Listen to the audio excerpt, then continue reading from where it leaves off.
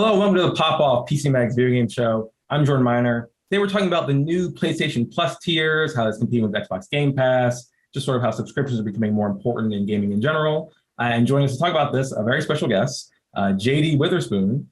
You were saying off camera that you do too many things. So maybe just tell the people some of the things that you do. Yeah, hey, how are you? JD Witherspoon, aka Run JD Run. That's like my gamer handle thing, I guess.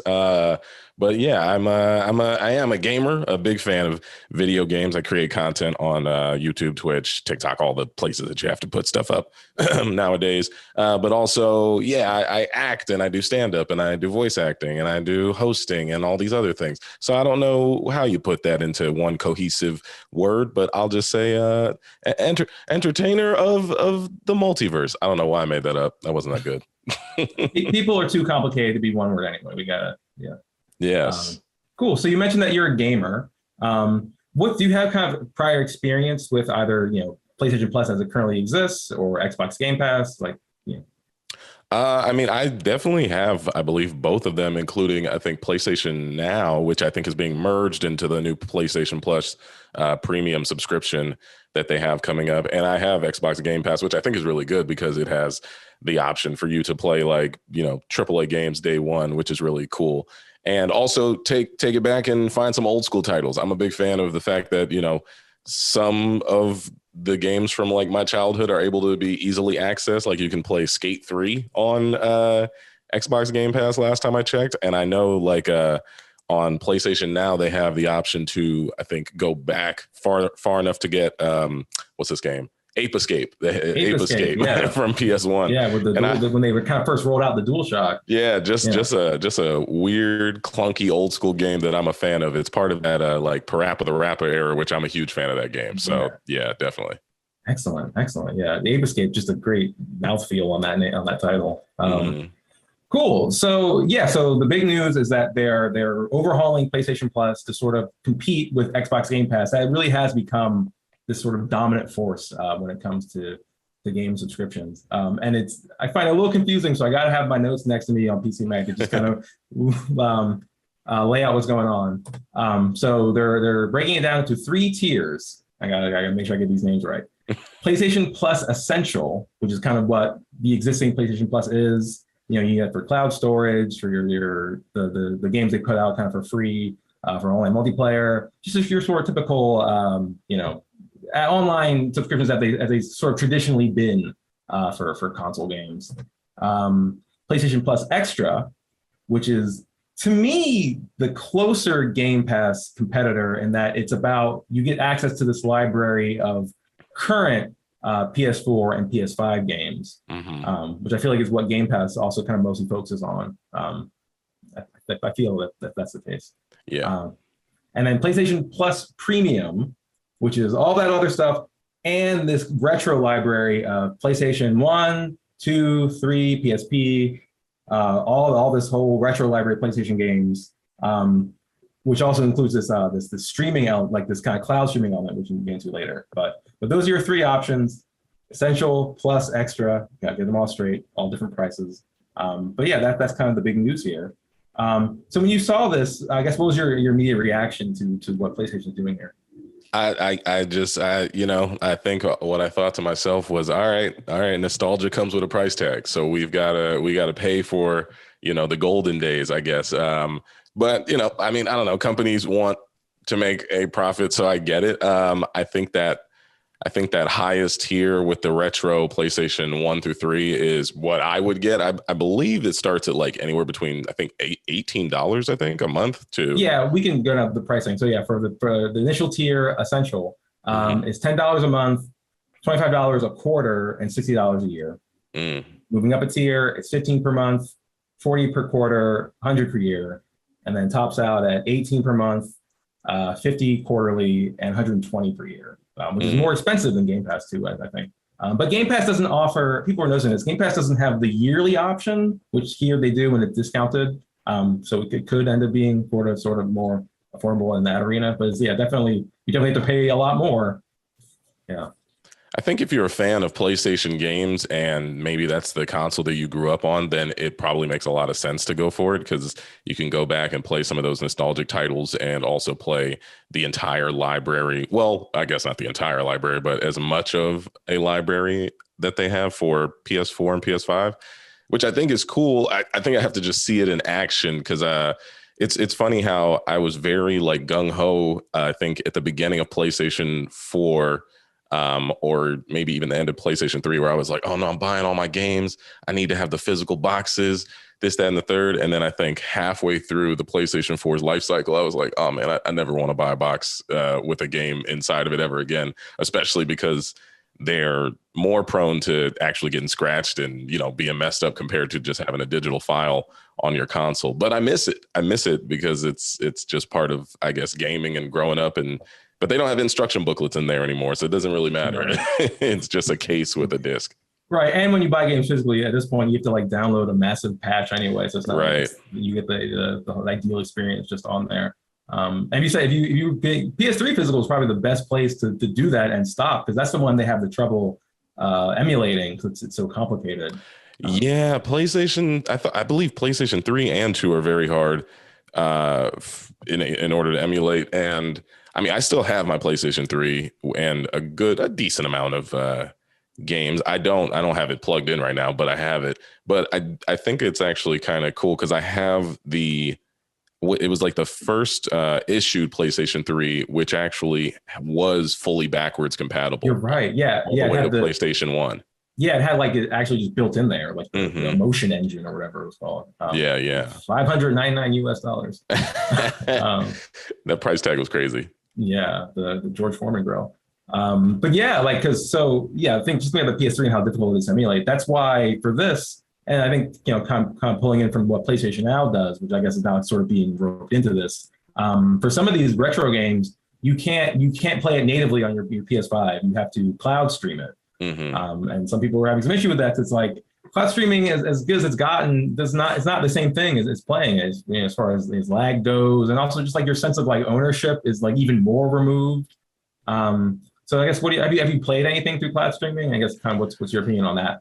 I think cloud streaming is super dependent on how well your internet is, I guess, in your home. So I definitely get all the, the lagging and the issues that people could have if they don't have a great download or upload rate on their internet at home to begin with.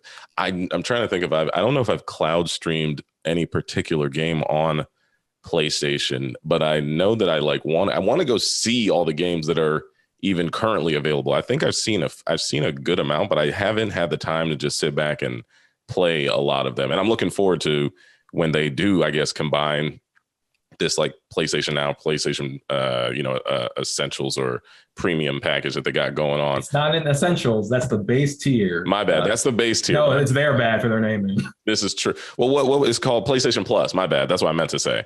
I guess just when I see that whole thing come to fruition, I'm curious to see what games are even on there because there will be a lot of games on there sometimes, and then you'll be like, I don't really want to play any of these, and then you're paying for something that you're not even going to use. But I'm curious to see how the cloud streaming works because if I compare it to like what's the Google one? I forget. Stadia, which I've tried, and it's okay. It doesn't work super well. It's okay. Yeah, but I mean they're trying. So I mean I'm just curious to see how PlayStation goes about that. But maybe if that cloud streaming or possible like I guess up-res emulation is too difficult, then I assume the games that people know are already difficult to get on that service probably won't even be there unless they say like, hey, coming soon or something similar to like Nintendo's thing, the option they have where they're slowly rolling out some N64 games for people to play from back in the day. So who knows? Yeah, because Game Pass has something similar. You can stream stuff. Which is really useful when you're kind of playing on your phone. But what Xbox does that I find really admirable is that they're very committed to backwards compatibility. You can play going back to the original Xbox, you can play a lot of those games natively and enhanced on your Series X, where Sony is a lot spottier with that. So that this stuff, it can be cool, kind of like, oh yeah, I remember this old game, but it's not a substitute, in my opinion, for like just the game's preservation aspect that like real backwards compatibility offers, and that the games industry in general, I think, is pretty bad at, like preserving old games. You know, you mentioned Nintendo. It's like Nintendo has this like massive treasure trove of classics that they make so difficult to just get a hold of sometimes because they know how valuable it is. But it's like these aren't just like products. Like this is a history that we should kind of keep open to people. Yeah, no, for sure. I think that that's exactly what it is, but that's not how the companies see it. They see us and they're just like, do you want to spend money or not? And sometimes we're like, no, we would love for you to just hook it up. And then they're like, no, we're not doing that. So how much money are you willing to spend? I was going to say, is the Xbox Series X compatible backwards to, you said it was somewhat backwards compatible on, I get, but like not in the sense of like having an old original Xbox disc. Could you use that on Series X? I've never seen that. I don't know if you can use it. I'm not sure if you can use a disc. I'm sure they have, like on their store. Yeah. On their store. Okay. Yeah. Yeah. Because I was playing the original KOTOR from the first Xbox on my Series S. I'm not sure about the disc though. It may be, but I can't. I don't know. I only asked that because I used to try to do that with my Xbox One or One X, and I was trying to play Jet Set Radio Future, but I wasn't able to do it because it wasn't available through the system hardware. But I luckily still have my 360, and my 360 was backwards compatible, so I've played and streamed that lately. And if your 360 still works, that also is a I don't know how, but mine's still, I have one that still is functioning.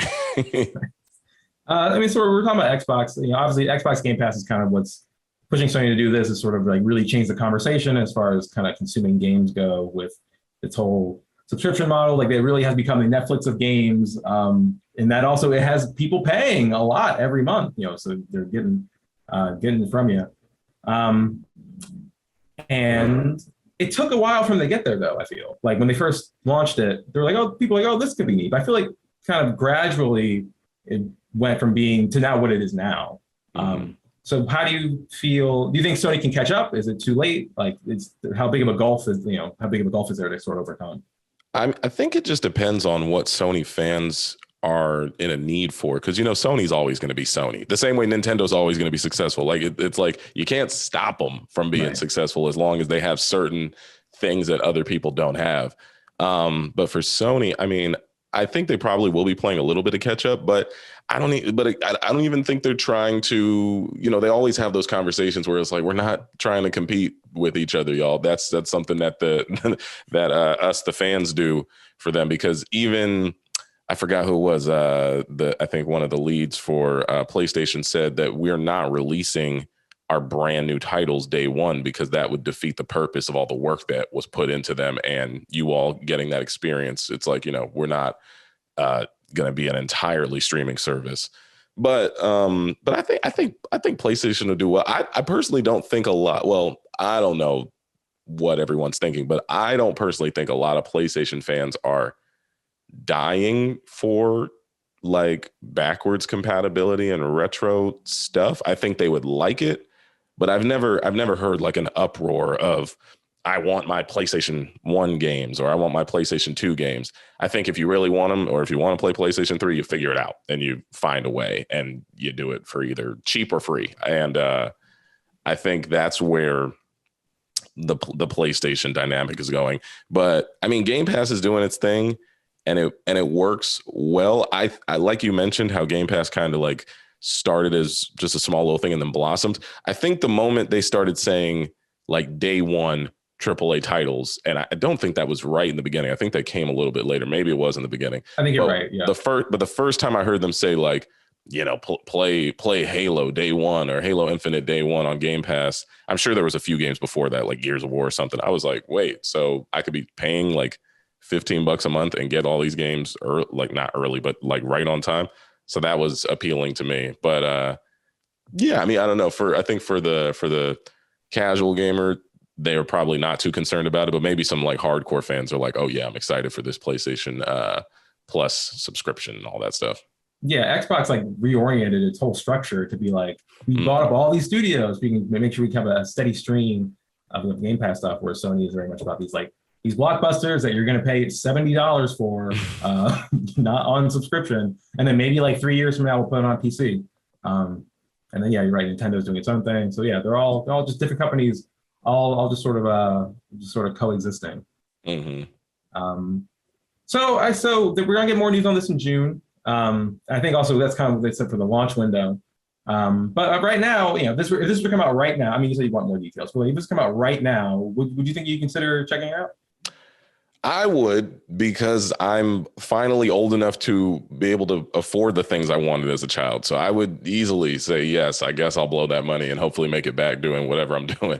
But I actually do want to see, because I'm curious to know on the day when they do finally have it all up and running, will the premium subscription, the highest one, right? Because it's premium, something essentials. What's the middle one? I forget. Premium, essentials, extra, premium. Extra premium, is that the top one? No, essential is the first one. Extra is the mid tier. Extra is the middle, premium's the top. Got it.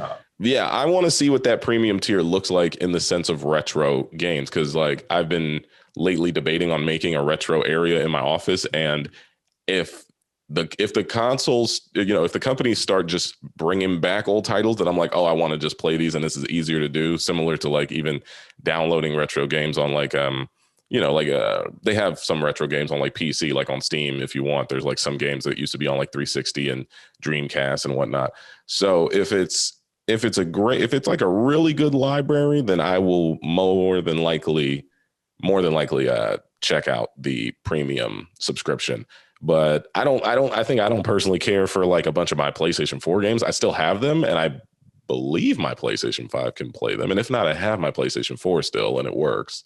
So yeah, but when it drops day one, I'm definitely gonna check it out and hopefully find something that's cool and worth my money. Yeah, just sort of adding up the numbers here. They said 400 PS4 and PS5 games plus 340, games older than that, PS1, PS2. Okay. Would this make a difference to you? Like, I know it would make a difference to some people for some reason if they added Vita games. I definitely had a Vita. I think I still have it somewhere. It probably works. I think the Vita games are not as appealing. I don't think there was like a Vita game where I was like, oh man, I got to play this all the time. I think the only one I played that actually I put a lot of time into was like Ninja Gaiden 3 Sigma. I think that was the one I played. Right. And I think that's available somewhere for download right now. So I can just play it. They remastered all those games. Nothing in particular. I'm just curious to see what that retro library looks like, or if they're just going to take what they already have with PlayStation Now, because they already have all those games in the sense of like they have like a PlayStation 1, PlayStation 2, and PlayStation 3, whatever you call it, the essentials or best of list that they already have on PS Now. So if they just take all those games and then push them over into the PlayStation Plus premium service, then I probably won't get it, because I remember I looked through all those games before and I was like, nothing really stands out to me. So it all just depends, but I will check it out the first day at least. Cool. All right, yeah, we'll all check it out when these new PlayStation Plus tiers. Like they said, June. They plan on dropping that, so there'll be something happening this June since E3 is canceled for us to look forward to. Oh yeah, I forgot about that. Dang. So looking forward to that. JD, anything you want to plug while we got you here? Sure. Feel free to check me out if you like gaming content on youtube.com/runjdrun or twitch.tv/runjdrun. I will be uploading and or streaming every once in a while whenever I have free time. Sweet. All right. Thanks so much for joining us. Anytime. Thank you for having me. I appreciate it. Cool. And we'll see you next time.